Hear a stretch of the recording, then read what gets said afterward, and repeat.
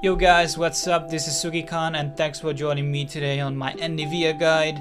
And Anivia is a champion that is very good in multiple matchups in my opinion. You can always blind pick it, so to speak. I think if you're really good with the champion, you can afford to play every matchup and know how to play it. And once you learn this champion, I think you will boost your win rates so much, because it is a champion that has no counters pretty much, and it is also a champion that is never getting banned. So let's talk about the abilities first. So the basic ability or the passive is called Rebirth, and it has pretty much a 4-minute cooldown, so you can use it for every 4 minutes. This will make a lot of things easier because you can afford to die in lane at least once, but you can't die twice. There's a few cool tricks that really work really well with the Rebirth. So for instance, if you have a teleport, you start channeling the teleport, but you die in the process and go to egg form. The egg form doesn't actually remove the teleport, so you can go to base and shit like that. That's pretty cool. And that's a very good tactic, and you see it on I think Froggen used it a couple of times. And of course the magic resistance, the armor will you get more of them, and it starts from minus, but you get more of them in the late game at level I think it's 15. You get plus 20 armor plus magic resistance, so it's pretty much a way to focus you, but meanwhile you're getting killed, the other people will focus around on the enemies. Then we have to talk about the Q, which is called the Flash Frost, and it's pretty much a projectile you launch and it will stun, and it also slow, but it can be detonated. So if it detonates, once it passes the target and then you detonate it, it will deal the double damage. And this is a very important part of this concept of this ability. And Flash Frost is always what I max out first, because the cooldown will drop on each level, and that is why it's very important. Also, when you're getting zoned out in the lane and you need those last hits, it's really good for in that type of a situation. Then we have Crystallize, which is a pretty cool wall ability. It can be made for zoning. It can be also checking out the brush if there's a enemy champion waiting on there, and that will give you a lot of visibility. And there's a lot of cool stuff you can do with Crystallize, and that's why it's really good. With each level, the wall gonna get bigger. And I max out this always third. It's a very a utility type of a spell. You don't really need to a max wall length until in late game anyways, and mid lane is kind of useless anyways. So I think it's just having good one rank will help out a lot. And of course the cooldown doesn't drop on each level, so there's no point maxing it out. One really cool important aspect is about it is that you can, if you are in a very corner type of situation, there's a few spots in the map where you can you're gonna die. You're going to throw the Crystallize before you go to egg form, and people can't touch you because the egg is behind the wall. And that's a very cool trick to do. Then we have Frostbite, and this is a target spell that does damage, but if the enemies are in slow or aka chilled, it will deal the double the damage, and this is very important. So you have to do your Q combo or use ultimate and then use E. You never start with E on your combos.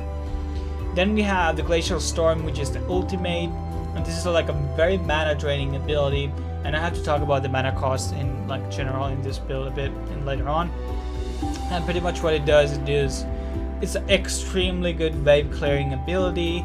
It slows everybody on the target, their movement speed and attack speed, and it deals AoE damage per second. If you're getting crowd control Silence, Taunt, Charmed, or Fleet, or aka Fear, or Stunned, the actual ultimate will cancel itself.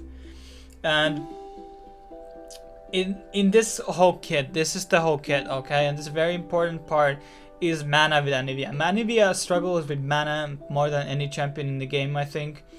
So you have to start out with mana items always.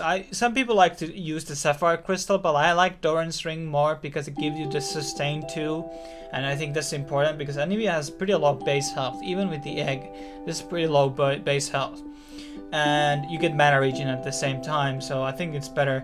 And of course when you last it, you get that 3 mana or is it 5 mana. And After that, I will always go Athene's first item.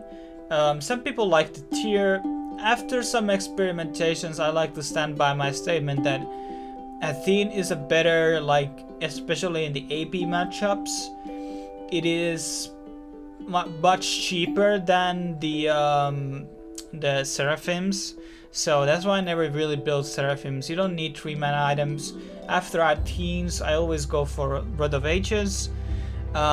This is not like the best damage build. It gives you sustain and it gives you time to, like, you know, farm on the lane and like stay up in health in like team fights. I think that's kind of the idea of my build. I think Anivia really benefits from like long-term fights.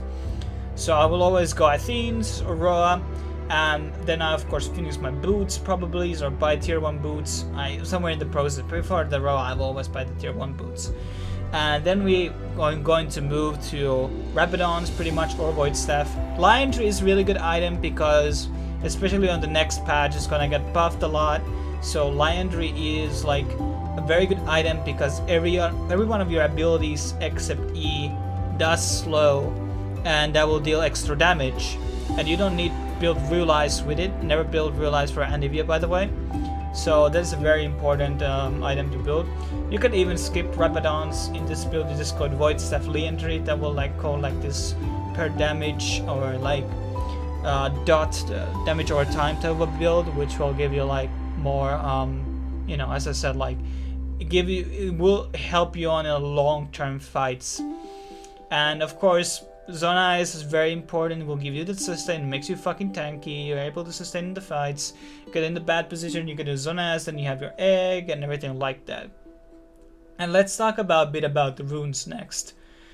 And runes are kind of like, I know Froggen likes to use like 80 reds, makes last hitting pretty easier. I think that's a really like a valid idea because Anivia has a very hard time last hitting on lane, so you have to like have that. It's a very good champion to learn last hitting, by the way. This is the champion you want to like. LeBlanc and Anivia is the most hardest champion to last hit in the game, and these are the best champions to really learn last hit properly. But the 80 reds are gonna help you out. They're not that good in late game though. So magic penetration reds, AP quints can be per level if you want to really go for the late game, because early game you won't be doing much, especially like pre-6. And I think, you know, armor seals of course, and either, you know, if you feel against like LeBlanc, I would say magic resistance flats, or in any like 80 opponents, of course AP per level, but AP per quints are not that bad.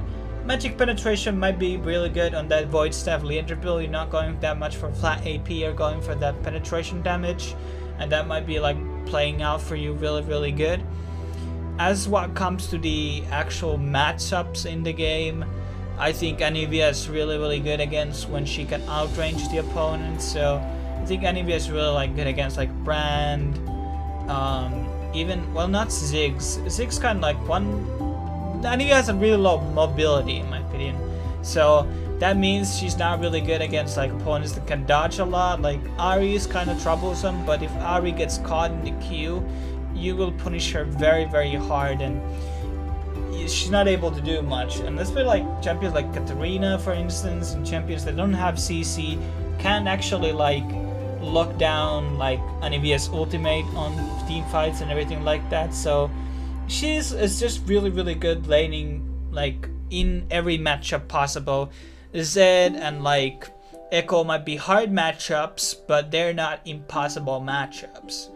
And thanks for watching this guide. I'm probably gonna be make more of these infrequent really like guides coming up really soon, like almost daily.